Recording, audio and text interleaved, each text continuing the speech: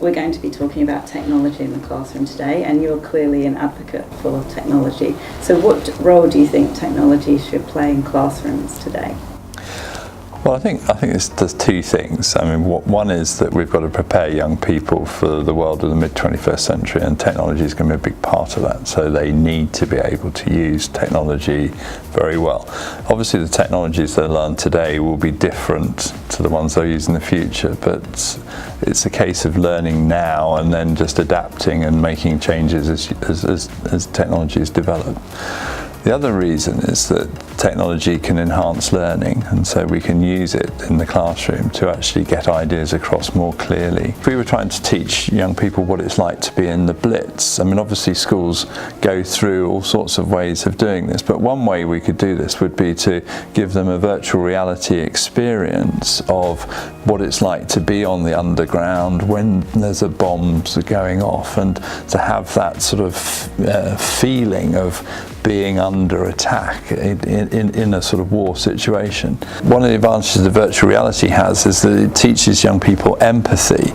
So it teaches them what it feels like to be in a situation, because they're actually inside, they're actually experiencing it sort of firsthand, rather than it being so it's an active experience rather than being a passive one of watching a video or reading a book.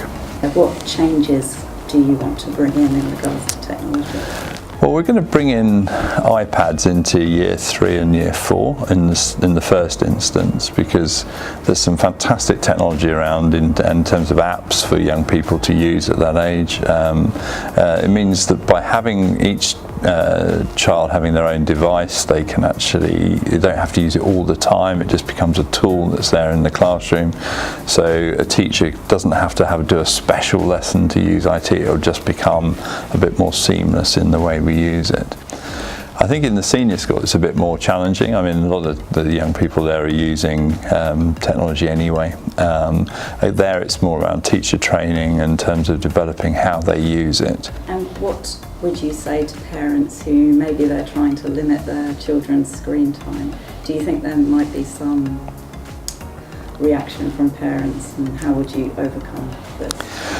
Well, certainly what we're doing with the young people in the 2 primary schools, in the prep schools, is to actually we've put technology in to actually control the devices. So any apps that the family put on at home will automatically drop off when they come onto the school Wi-Fi network, so the children won't be able to access those.